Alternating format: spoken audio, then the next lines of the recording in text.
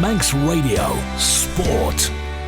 A very good evening to you on Manx Radio AM 1368 and welcome to Saturday Sport Classified, your latest roundup of all the sports fixtures across Manx football, Manx hockey and Manx rugby. And we'll also be taking a quick look at FC Isle of Man as they travel to Mossy Park today in the NWCFL Premier Division to face Charnock Richard. But more on that to come. We will start with the Manx footballing fixtures, and as ever, he's here to go through them with me. It's Tony Mepham. Tony, very good evening to you. Good evening to you, Rob. Bit of a rush, isn't it, getting all the scores come through? Quite a few games finished late today, I think. Extra time and stuff put it on, so added time, I should say. So hopefully we're nearly there. I think there's one score missing off the sheet. That's okay. Well, we'll get through to that in a second. So first off, we will bring you the classified results as we have them at the moment. So starting with the Canada Life Men's Premier League.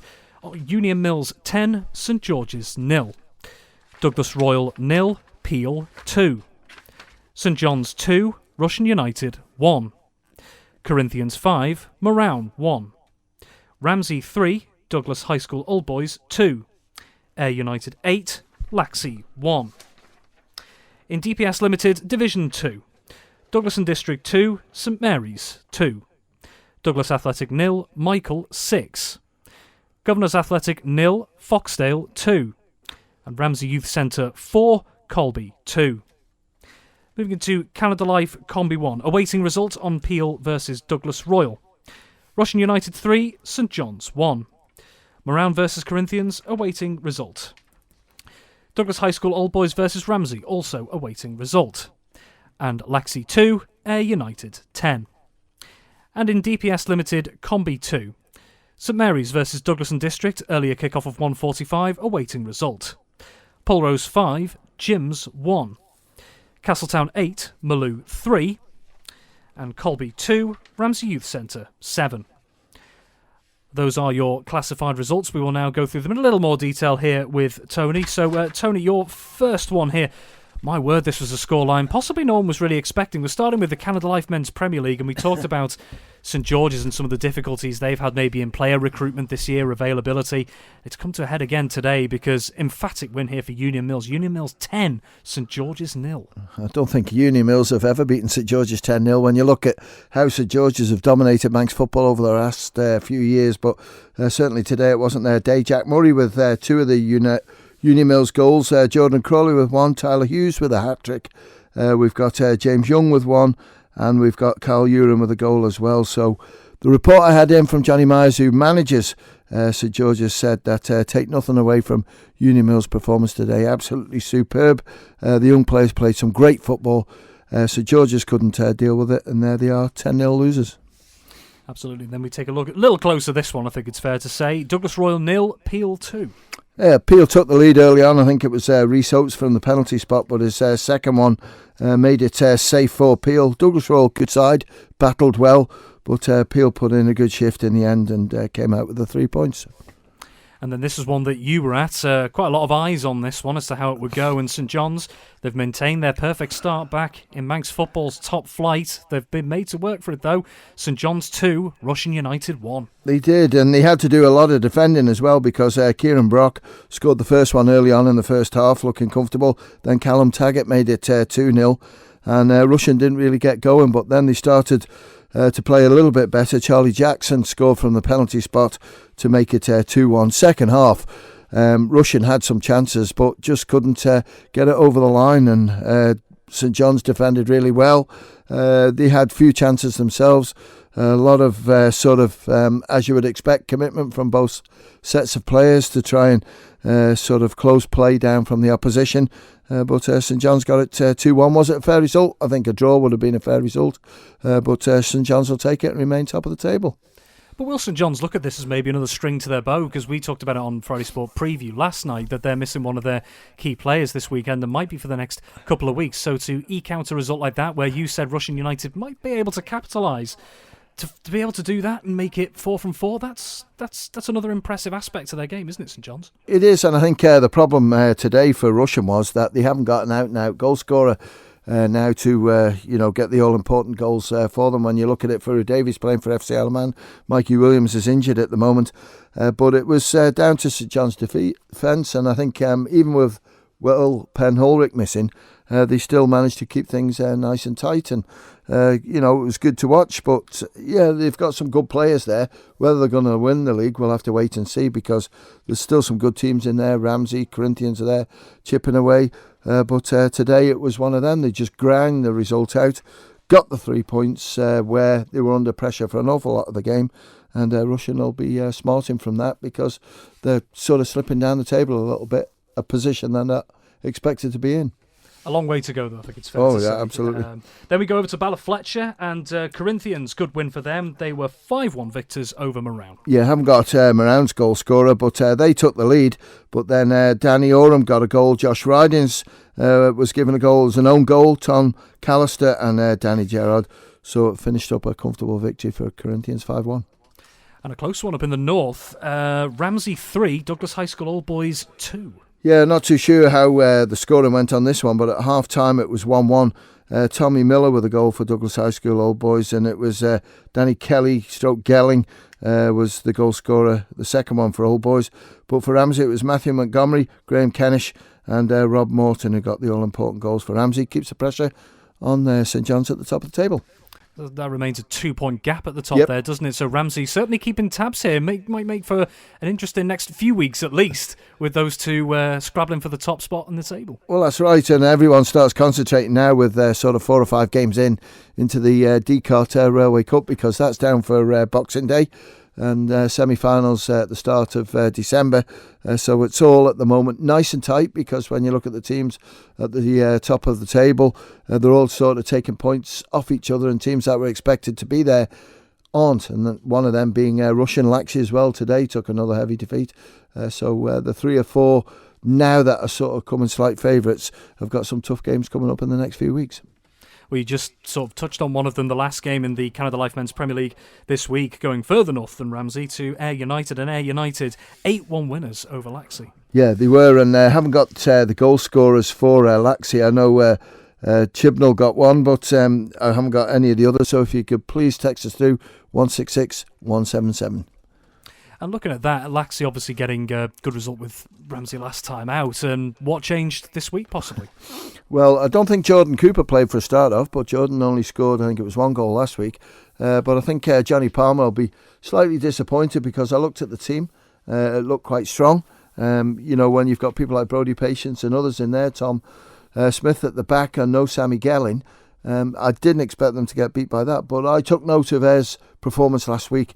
I just think the young players that they've got there are good players. They look sort of exciting going forward. They look good.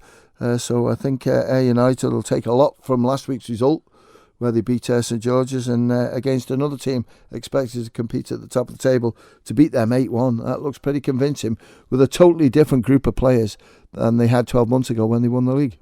We've just had a message through as well. Danny Oram got 2 for Corinthians, so thanks very much for updating us on that one. OK, let's move on to DPS Limited Division 2. 4 games this weekend, and deadlock in this one, Douglas and District 2, St Mary's 2. I think that's a good result for Douglas and District, because St Mary's are the team that everyone's looking at, but Owen Canepa got the first, Josh Evans got the second one, but Josh unfortunately scored one in the wrong end.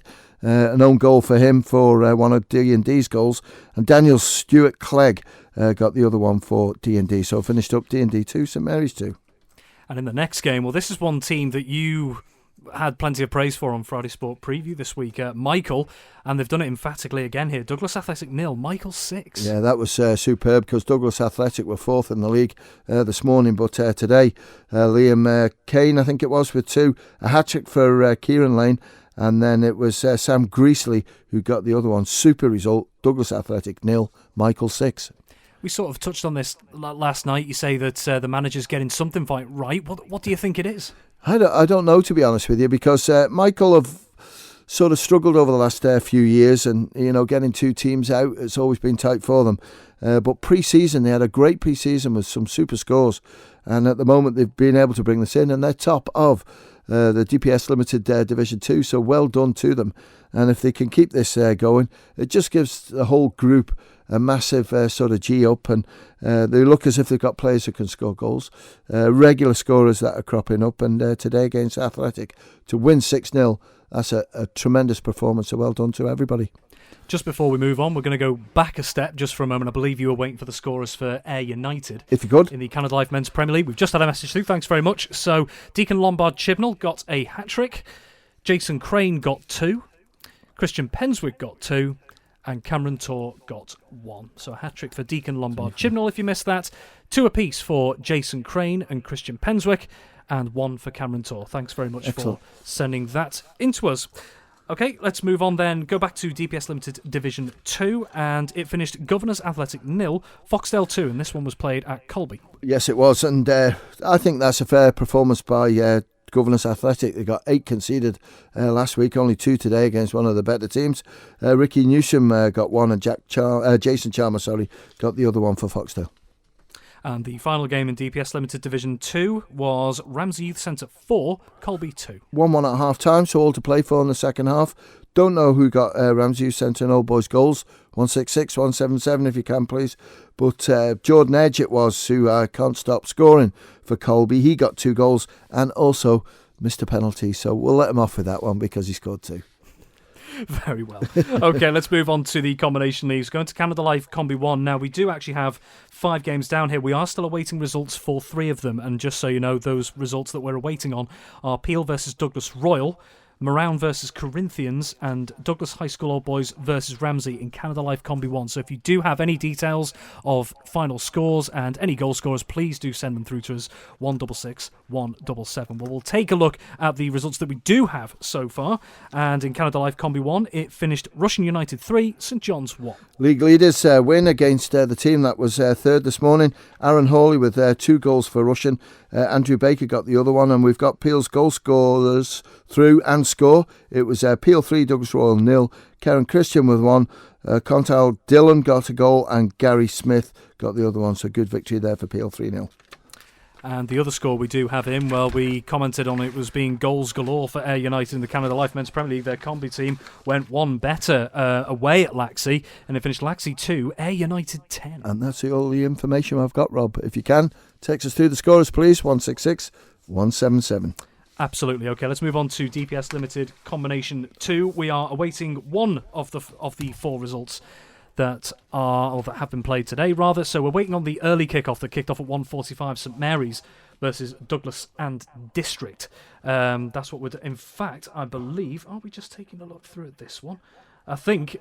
perfect timing, I think this might be actually here, because I've just had a message through about the St Mary's, Douglas and District combi game, and I'm being told here that it finished 12-1 to St Mary's. No scorers as of yet, so if you do have any information on goal scorers, 166 177. I've got the goal scorer for D&D. It was Brendan O'Neill, and his first senior goal, I believe, for the club, so well done to him. It was an emphatic result for St Mary's, though, isn't it? Yeah, it was. Okay, we're just looking at we do have the goal scorers as well for Laxey in the combination game. It finished Laxey 2, Ayr United 10. We've just been through that. For Laxey, the scorers were Johnny Callow and William Cowan as well. We've got a couple more messages coming through. Ramsey Youth Centre scorers, Ross Crawford, Martin Murphy, Mark Farragher and Damien Wood in the 4-2 win versus Colby.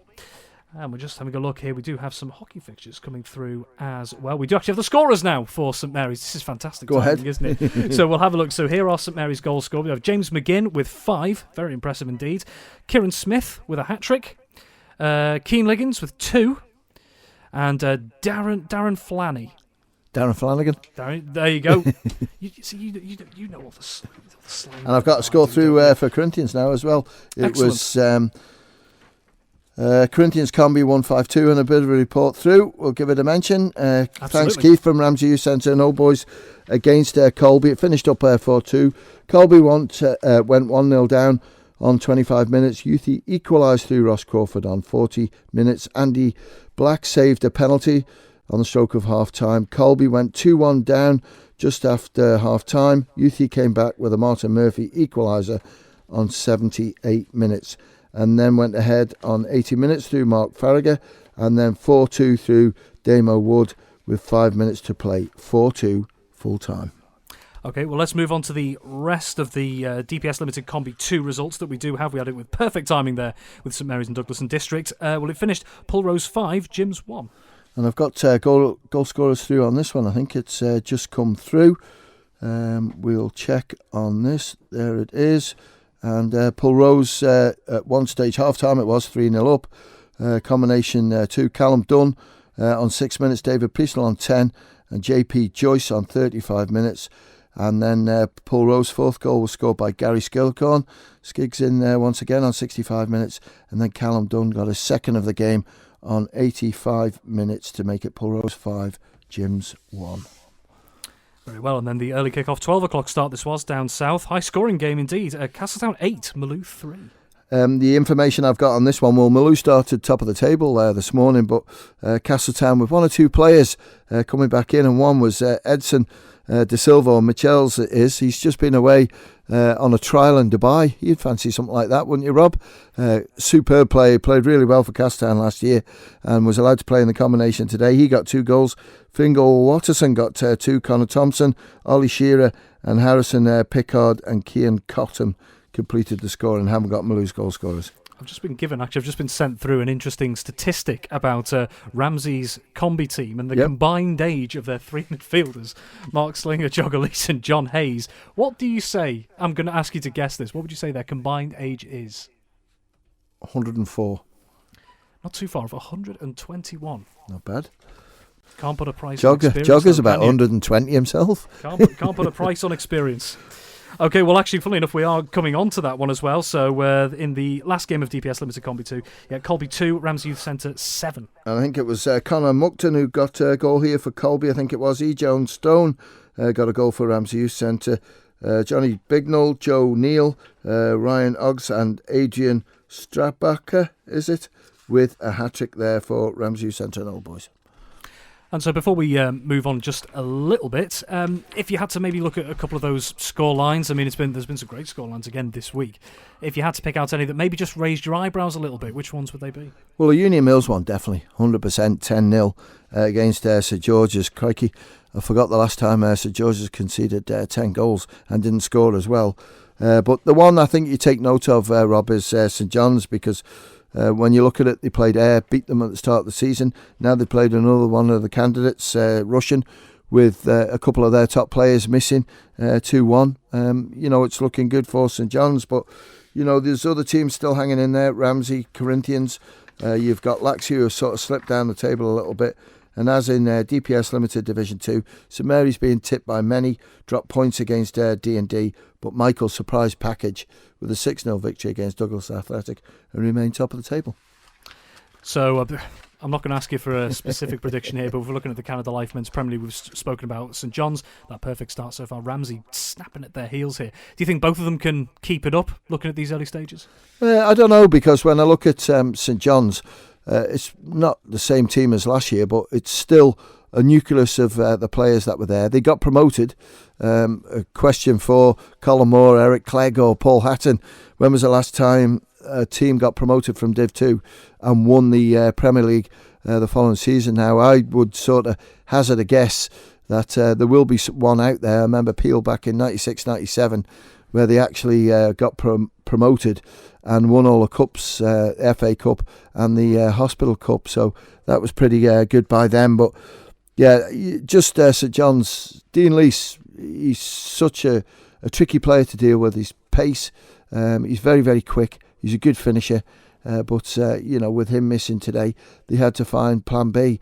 And even though Callum Taggart's quick, he's got a hamstring problem, I think, because he pulled up and came off in the second half.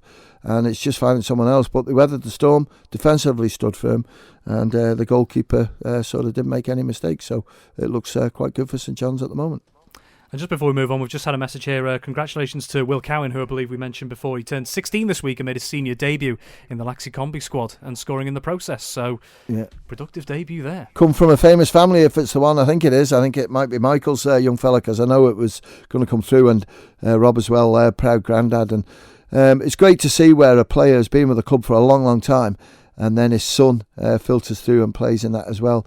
I look at one, it wasn't the team that he played for, but Paul Healy, his son now has just turned 16 at Braddon, and Paul chose to play with him last year in that team. And then you've got David Kinraid, and his son as well has come through, Dan, and is a really tricky player, all left foot, just like his dad, but making a name as well. So it's really nice to see young players coming through and taking after their dads. Absolutely. Well, we are going to move on, Tony. I will keep you here because we're going to talk matters FC Isle of Man. They returned to league action today in the NWCFL Premier Division on the back of their 3-1 win in the FA Vars last weekend at home to Lower Breck. But sadly, it's been another tale of woe in the league in their tough run in the domestic fixtures recently. They've gone down to a rather heavy defeat in the end in what was, for the large part, a rather close game against Charnock Richard at Mossy Park. And hopefully we can now be joined by Patrick, who's been down there in Lancashire for us. Patrick, very good afternoon to you. Seemed like a very close game to start with, FC Isle of Man scoring first, but then it all just seemed to go wrong in the last 10 minutes, didn't it? Hi, Rob. Yeah, unfortunately it did for the boys. Like you say, 2-1 going into the 70th minute. Luke Murray looking really sharp. Looking like, a real handful. Unlucky not to get a couple of goals there, to be honest. But then, quite honestly, it just went downhill from there. And 2 quick-fire goals for Charnock. And then, unfortunately, I think a couple of heads just went down. But fortunately, we've got a game on Tuesday, so we'll be quick to move straight onto that game and make sure that we've got focus towards that. Yeah, and you took a look at it as well. When you looked at the scoreline, you look at the times the goals went in, you've alluded to it there. 3 goals in the last 10 minutes for Charnock Richard. It was all to play for beforehand. You said that maybe some heads went down. So it was, if you take out that last 10 minutes, was it a relatively close contest there? Yeah, definitely. It was a game that was played predominantly in midfield. Both teams struggling to break the play in the final third. So like you're saying, final 10 minutes was a bit of a letdown, but at the same time, they've managed to bring on, 17-year-old Tom Creer to give him some valuable experience. Luca Moretta getting on, adding some more minutes under his belt in, what is proven to be a very tough league. Absolutely. Well, it's not been the best results, but in terms of trying to look at some positives, were there any standout performances for the Ravens today? So I think Luke Murray had a really, really good game, proven to be an absolute handful, as always, really, for the defenders. They're always there, knowing he's there, making himself available for passes. Charlie Higgins, when he came on, very direct, really, taking players on. And Steve Whitley, I can't remember the last time he missed a game, and again, very skillful, very tricky, delivering boxes in. And on another day, I really do think that the lads would have got a result there. And you spoke to Chris Bass after the game, the manager. What was his immediate reaction to those moments at the end and the game as a whole? Obviously disappointed, especially with the last 10 minutes. But to be honest, there is a little bit of there's a positive look towards it. There's no point beating ourselves up about these results. It's only our second ever full season, so we'll go into the next game with positivity yet again. And just finally as well, it's been well documented, the injuries that FC Isle of Man have at the moment. Sean Doyle is one of those since the start of the season. Alex Maitland unavailable, Lee Gale unavailable this week as well.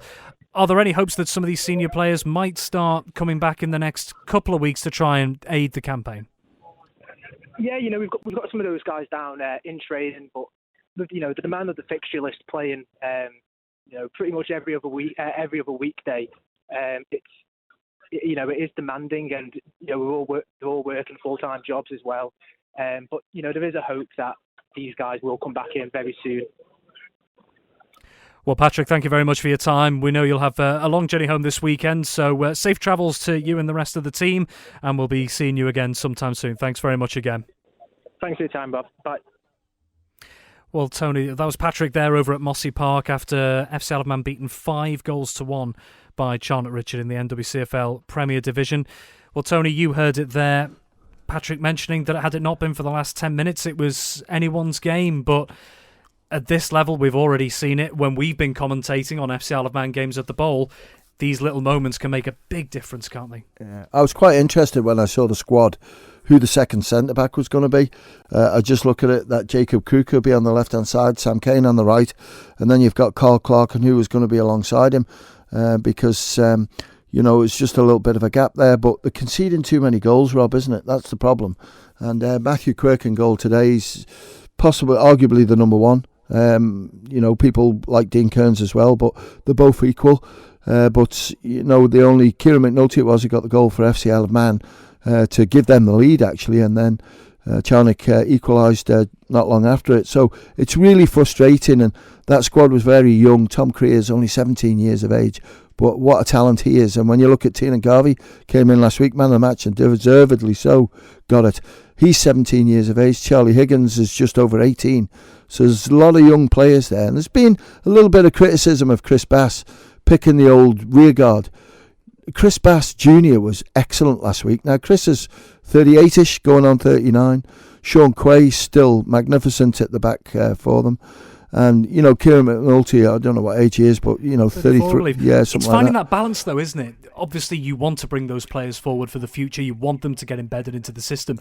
But having those senior figures alongside them that know the game back to front, that's all part of the learning process, isn't it, for the future of any club? Definitely, and what you've got to do is those players can learn off the more experienced players because, Bass, Quay, people like Jack McVeigh, he's not very old, he's 31. Absolutely superb. But I just thought last week it was a brilliant performance from them. And then today, there's a lot of those players sort of missing, not available for whatever reason, coupled with injury.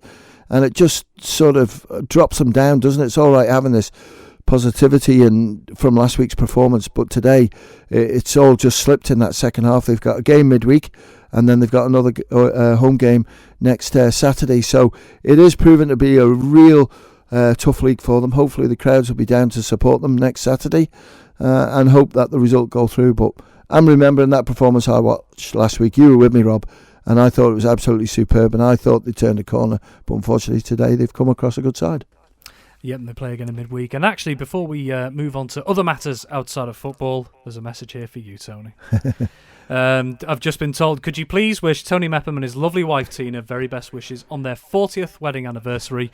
With love from Mum, Paige, Ryan, Charlie and all your family and friends. Have a lovely night out. I tried to keep that one a secret, 40 years. You haven't done it well. 45 years I met Tina at school, so it's been a long, long time. She's an absolute star. She gives me the freedom to do whatever I want to do on football, as long as I do the housework when I'm at home. I'm no problems, but I'm proud of her as my wife, and it's a good partnership. And just finally as well, I suppose we'll just go back to FC Isle of Man just for a moment. They're back at it again on Tuesday. Yeah. These midweek games, they really do take it out of a team, don't they? No matter how good you are, that travelling is going to be tough no matter what. It is tough, Rob, because when we went to, you travelled to Darwin, and that was just once for me. And I was going over to help you with the radio, and I was absolutely exhausted when I came back. And these players, it's quite interesting because I can see the bowl lights from my house, and I look on a Tuesday and a Thursday, and like 6:30, the boys are training. It's unbelievable. And then when I'm going to work, I'm seeing them coming away from the bowl. So it's total commitment from them. But the actual travel stuff must be tough. Now, the team flew this morning, so that wouldn't have been too bad. But when they're going on the boat and everything, it is hard going. But they knew this was going to happen, playing in this league. And like last year, it was a little bit sort of all over the place how it was done, because 16, 17 games where they played away, and then they had that great run at home, and that's where it gathered momentum. But at the moment it's tough for them. I think promotion is not going to happen, which is a shame. They're into the next round of the Cup after that win last week, so they've just got to look on the good results, and hopefully it'll sort itself out. Injuries to key players, when you're looking at, you've got Mikey Williams that's been missing for a while, you've got Sean Doyle, you've got Dan Simpson, you've also now got Alex Maitland that's out for maybe 2 or 3 weeks. You've had Frank Jones with a serious injury from game 2. Alex Harrison's been missing as well. So there's an awful lot of top quality players been missing out of that. But it's given the opportunity to young ones come in, and look at Tiernan Garvey last week. He grabbed at it, he's got it, and let's hope that people like Tom Crean and others can do the same. Still a long way in the season to go. Well, Tony, pleasure as ever, and I'll be catching you next week. Thank you very much.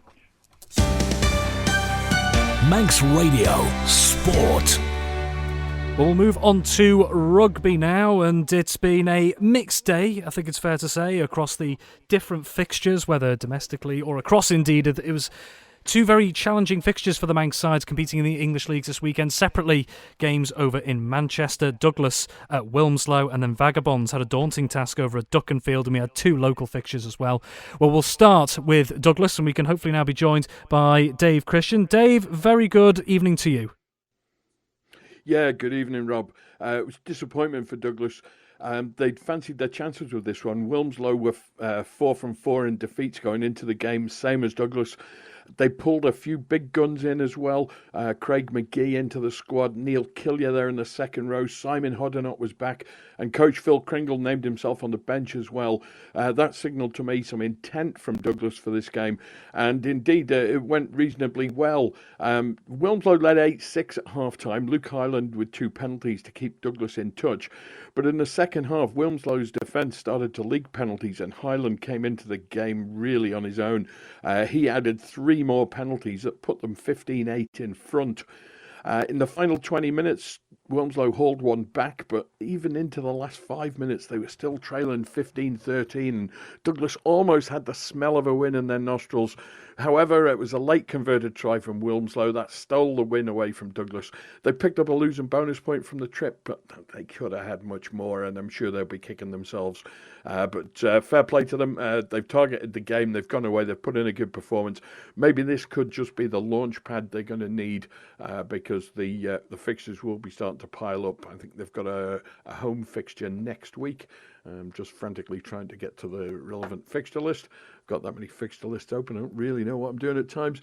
They've got a home fixture against Altrincham Kersal next week, and Kersal have won 1 from 5, so they'll fancy their chances there as well, I think. So unlucky for them today, but onwards and upwards. Next week home might just be enough what they're looking for. And then looking at Vagabonds here, we knew it was going to be a tough test at Duckenfield, and it really did prove to be the case, didn't it? Yeah, I've just had a message from Stevie Gorn with the score from the game, 48-5. It was Steve Gorn who went in for their try, consolation try it was, little more than that. Duckenfield were always looking like they're going to be there and thereabouts. They had a win against Bury the previous week, and Vaggers really didn't have anything to them with. It's difficult travelling. I just heard Tony talking about the FC Isle of Man travel. Vaggers were straight off the bus, and they had 8 minutes between getting off the bus and the game starting. And that's an indication how difficult it is with that 10 o'clock Seacat sailing into Liverpool to get over to Manchester for a 2:45 kickoff. It's really tough for the teams, and I know from organising Ramsey's travel for next week, they're away at Hoylake. That's a very tight turnaround as well. So difficult travel conditions. That's no excuse, of course, and it just doesn't help when you're struggling a little bit at the best of times. Good news for Vagabonds, though. They have Old Bedians next week, and that's at Ballafletcher. Old Bedians are 9th in the table, Vagabonds 10th, and Bedians are played 3, lost 3, same playing record as Vagabonds. They've just picked up a couple of bonus points along the way, which has put them ahead of Vaggers in the table. But bringing Old Bedians to Ballafletcher next week, that could be just what Vagabonds are looking for as they build on for the rest of the season. I apologise, Dave. Do continue. Yeah. At the Murrock Park, however, it was a belting game. On paper, you'd have thought Ramsey were going to walk this. It was the Cheshire Bowl, Southern Nomads. Ramsey had dominated all local competition last season, but Southern Nomads put in a right old fight this afternoon, and it was a brilliant game to watch. It was only 5-5 at half-time. A try for Connor Cracknell early on in the match put Ramsey in front. Nomads hit back with Tony Quinn, and the game was tied at the break. In the early phase of the second half, Ivo Murray went in for a try for Ramsey. Brandon Atchison converted. Then Rory Nicholson went in for Ramsey. And on the touchline, the supporters just got the feeling that things were going to swing their way. But it wasn't to be. Nomads hit back at the other end. 57 minutes it was. And George Collister dived in for the try. That was converted by Sean Christian. That made it a 5-point game. And just when you think that the game was going to settle down again, Ramsey scored immediately from the restart. They earned the field position inside the Nomads 22, give away a penalty, which sort of let Nomads off the hook a little bit. But the clearance kick from Nomads missed touch. Nathan Robinson fielded it on the touchline for Ramsey. He found skipper Matthew Meakin on the charge, Meakin at full pace, and he just cut a line through the Nomads' defence and in for a try. That put them 22-12 in front. Atchison converted to make it 24-12, and once again the Ramsey supporters thought the game was going to be theirs, but it wasn't to be. 67 minutes, Ramsey attacking, everything was up forward, and a pass was dropped in midfield. Nomad centre Will Tazier spotted the ball on the ground, hoofed it downfield and set off in chase. As he chased down the ball, it just bounced up into his hand. He didn't have to break stride at all, and once he had it in his hands, there was no stopping him. He went in under the posts. Sean Christian converted. It was down to a 5-point game for the final 10 minutes. And Ramsey, well, they kept the ball, and I think that was the important thing for them to do. They kept the ball, they kept their heads, and managed to hang on and record their Cheshire Bowl win.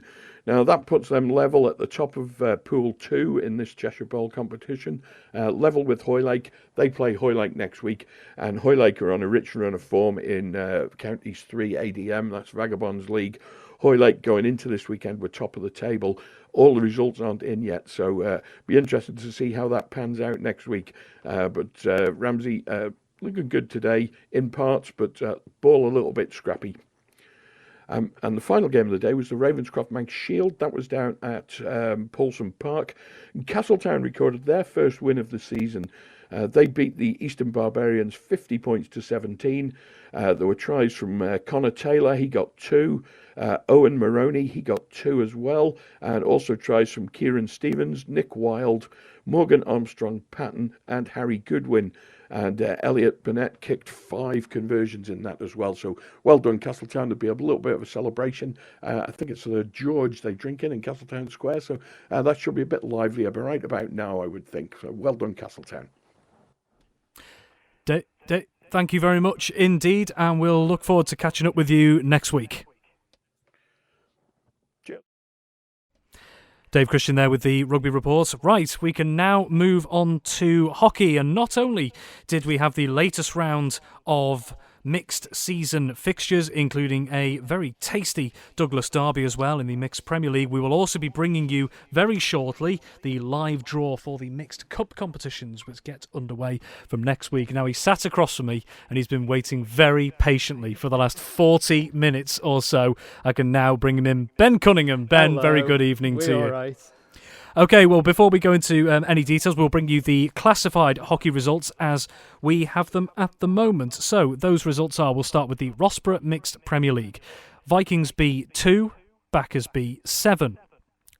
Vikings A 0, Backers A 6. Ramsey A 1, Castletown Celts 8.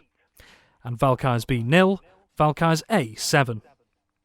In the Rossborough Mixed Division 1, Backers C 2, Harlequins A 1. Valkyries C 2, Vikings C 1. Vikings D 2, Castletown Southerners 7. In the Rossborough Mixed Division 2, Ramsey Rookies 1, Valkyries D 0. Vikings E 2, Castletown Cushags 0. And we're still awaiting one result in Rossborough Mixed Division 2, and that is Castletown Camags and Ramsey Ravens, with pushback at 3:30. In the Rossborough Mixed Division 3, Harlequins B 4, Backers Colts 6. Harlequins C 2, Valkyries Colts 0. Castletown Cosney 4, Backers D 1. And in the Rossborough Mixed Under-15s League, we have one result so far, and that is Vikings 7, Castletown Sabres 1. The other two games, Backers and Castletown Sharks, and Harlequins and Ramsey Rogues and Rascals, still awaiting results. Well, we'll bring Ben back in on this one, and we'll just take a very quick look at the Rossborough Mixed Premier League. Now, we were going to say which result stands out here. I think it's possibly from a hockeying standpoint, and anyone who knows hockey on the Isle of Man will say this could be pretty self-explanatory. The big Douglas derby that we had, and my word, was it one-sided and a bit of a shock. Yeah, I couldn't quite believe it when I got the score through. Vikings A 0, Backers A 6. I don't know what's happened with Vikings A. They've had an absolute great start this season. And then, bang, this has happened today.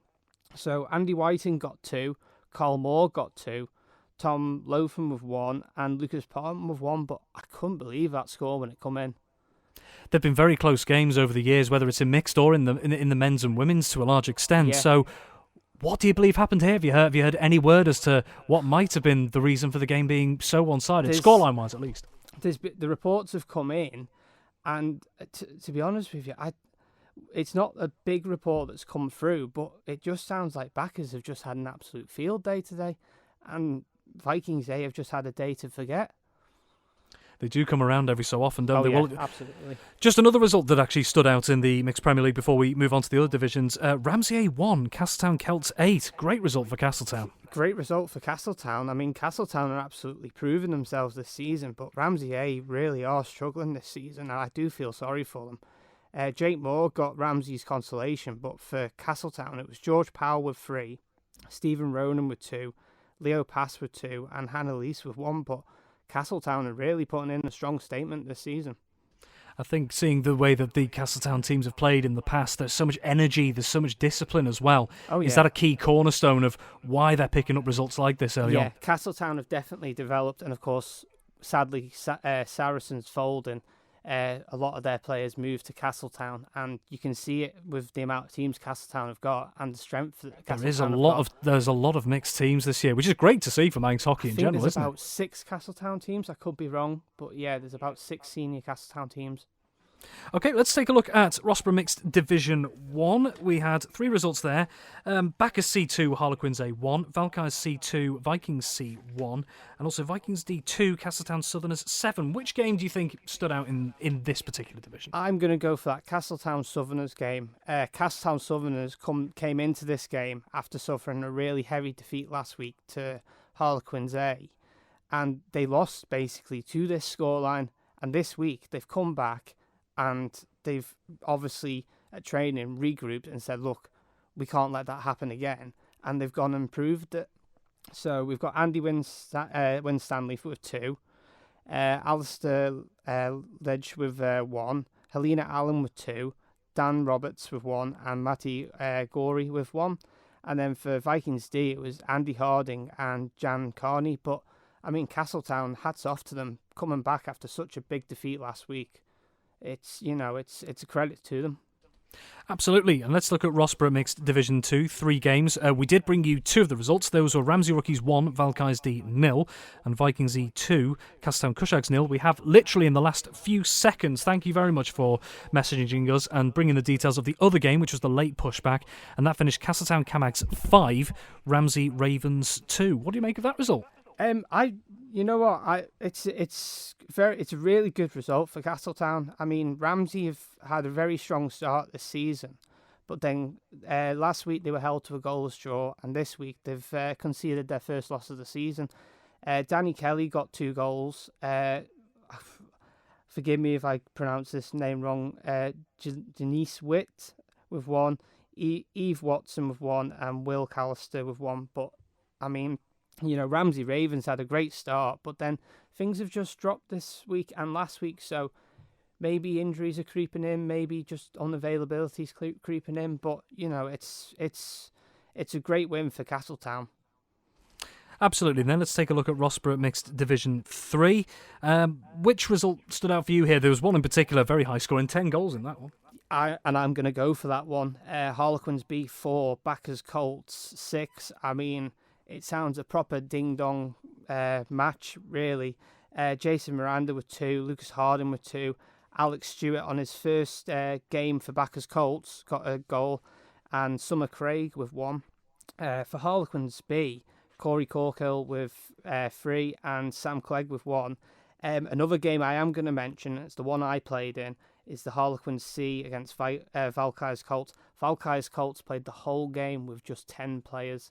No subs, and it was absolutely scorching down at King William's College. But hats off to them. And I mean, conceding 1 goal in each half is, you know, and keeping Harlequins to just 2 goals is very impressive. So, I mean, it's a defeat for them, but they should be proud with just 10 players to hold a team which had subs as well to just 2-0. And to be putting the ball, yeah. Yeah. So finally, Rossborough Mixed Under-15s League. 3 games. We only have 1 result so far, and that's Vikings 7, Castletown Sabres 1. And I've got the other ones for you. It was Backers 2, Castletown Sharks 1. So that was a really close game by the sounds of it. And then Harlequins have got a 3-0 win over Ramsey. So, I mean, the Under-15s League is really, really close. I mean, Castletown have got 2 teams in it again, but that's with players coming from Saracens. But, you know, Harlequins making up for their loss last week to Backers. Backers only just getting the win against Castletown Sharks this week. Vikings really putting in a good statement this week. You know, the youngsters are really proving it, and soon enough they are going to be getting into the senior teams. Very well, that's an overview and the results of the mixed hockey fixtures taking place this weekend. But we're not done with hockey, as has been much anticipated. We now have the live draw for the Mixed Cup, Mixed Plate and Mixed Bowl, and Ben across from us does have some help with him to take us through the draw. I've kept him off mic, I'm not going to embarrass him here, but so just as a reminder, I mean, everyone associated with hockey will likely know that the structure of this. So what competitions, for those who don't know, are we making the draws for today? So this is the mixed competition for the Cup, Plate and Bowl. So the Cup is the Premier League, the Plate is going to be Division 1, and then the Bowl is a mixture of Division 2 and Division 3 teams. And when will the first fixtures be played? Next weekend. Next weekend. Excellent. Okay, well, we'll start. Let's just take a look at the teams that are involved. Yep. So, Ben, could you just take us through the teams that are in the Cup, and then in the Plate, and then in the Bowl? Yep, so in the Cup we've got Valkyries A, Castletown Celts, Backers A, Backers B, Ramsey A, Vikings A, and Vikings B. In the Plate we've got Valkyries C, Castletown Southerners, Backers C, Vikings C, Vikings D, and Harlequins A. And then in the Bowl, we've got Valkyries D, Castletown Cammocks, Castletown Cushacks, Backers Colts, Harlequins B, Ramsey Ravens, Ramsey Rookies, and Vikings E. We got there. And just to clarify as well, obviously, you mentioned the teams in the Cup. There are 7 teams in the Cup, which is an odd number, and then there are 6 in the Plate and 8 in the Bowl. So for the Cup, one team will receive a bye in this draw. Yeah. Okay, very well. Right, let's get started. Let's start with the Mixed Cup then. Could you just check for us that we have 7 balls in the bag? Yep.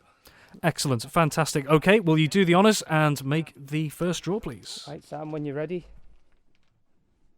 Number 4. Number 4, so that's Backers B And number 2. against Castletown Celts. Number 6. Number 6, Ramsey A, And number 7. Vikings A. Number 1. Valkyries A, And number 3. Backers A, which will mean, Number 5. and that is, hang on.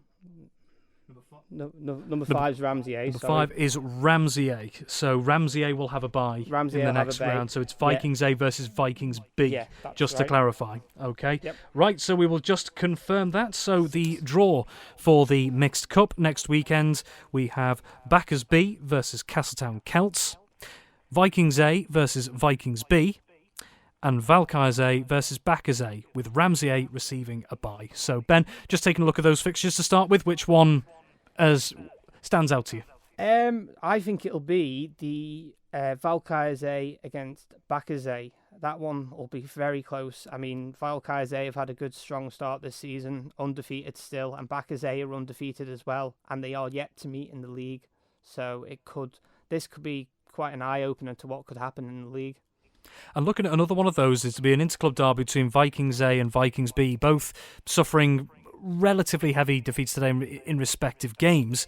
That would be a nice springboard, wouldn't it, for either side, if they can, depending on which way the result goes, just build that confidence back up again, because it's been a bit of a week to forget for those two sides. Yeah, definitely. I mean, it'll be nice just to have a good interclub derby in the Cup, and, you know, whichever team progresses on, you know, hopefully they can do the club proud.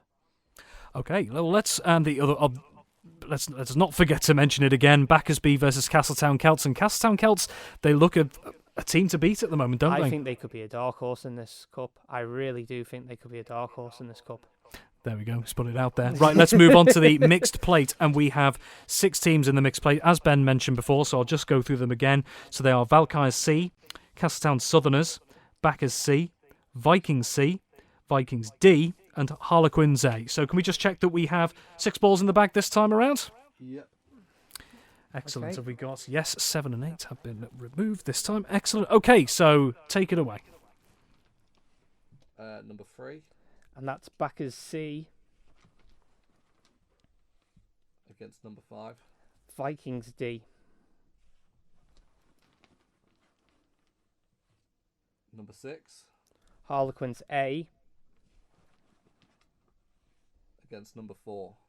Vikings C. And that leaves number 2 And that is Castletown Southerners, against number 1. Valkyries C.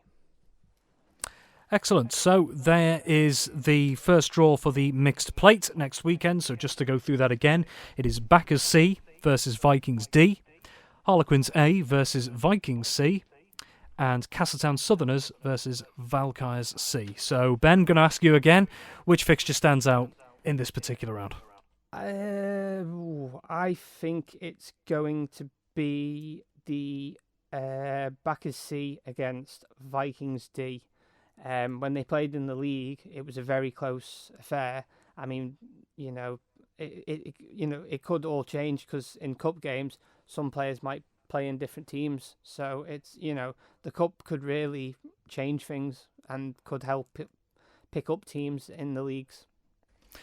Plenty to think about. Okay, let's move on. Last but certainly not least, we have the mixed bowl. Now, there are 8 teams in this one, and they are, if you missed it just before, Valkyries D, Castletown Camags, Castletown Cushags, Backers Colts, Harlequins B, Ramsey Ravens, Ramsey Rookies, and Vikings E. So, have we got all the balls in the bag? I believe we do. Yeah, I'm getting some firm nods from across the table here. So, for the last time, take it away. Number 6 And that is Ramsey Ravens, against number 2. Castletown Camags, Number 1 Valkyries D, against number 5. Harlequins B, And then number 8 Vikings E, against number 3, and that's Castletown Cushags, which leaves number 4 Backers Colts, against number 7. Ramsey Rookies. Okay, so that concludes the draw for the mixed cup competitions next weekend. So we will go through those fixtures in full in just a moment, but looking at the mixed bowl there, Ben, what would you say stands out for next weekend? Well, in this cup draw, basically you've got Division 2 and Division 3 teams against each other. So you've got the likes of Valkyries D, who are a division higher than than Harlequins B. So that'll be a really close affair to see how they can perform. You've got Castletown again; they're a division below, playing a higher team. So it'll be interesting to see because I mean, majority of these games are a higher team playing a lower team, which it's good to see because it could cause a cup upset. It's good for experience as well, because if you've got some of the younger players maybe in the lower divisions to get that experience against those in the tier above, that can be very good going forward, can't it? Oh yeah, definitely. And I mean, it can easily prove to captains and that'll be probably watching, supporting, and that maybe look, maybe he or she could be good enough to maybe play up a higher team in the league, and you never know, they might pull a shock performance off in the league and get a good goal and prove themselves. Who knows? And just for clarity, these fixtures are next weekend, so when might we get details around pushback times and venues? So I can give you venues. So the cup matches are going to be at the NSC, the plate are going to be at QE2, and the bowl are going to be at Ramsey. There is under 15s league matches next week, and I believe they're going to Castletown, all them games. But the fixtures should be out within the next 48 hours, so keep an eye out.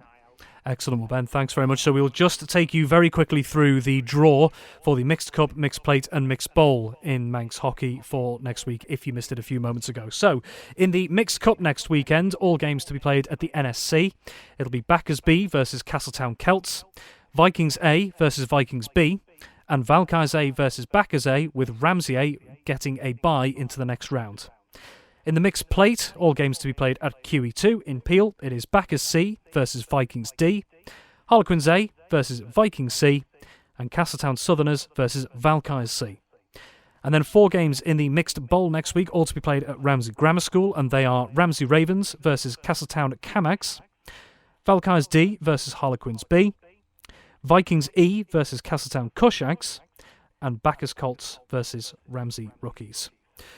Well, Ben, you waited so long, you waited so patiently on the other side of that table. Thank you very much again, and enjoy your evening. Cheers. Well, that concludes Saturday Sport Classified here on Manx Radio, AM 1368. Thank you very much for joining us for the latest roundup of your latest football, rugby and hockey fixtures. We'll now be handing back over to Christy DeHaven over on our FM frequency. Have yourself a wonderful evening. So, until next time, bye for now. Manx Radio Sport.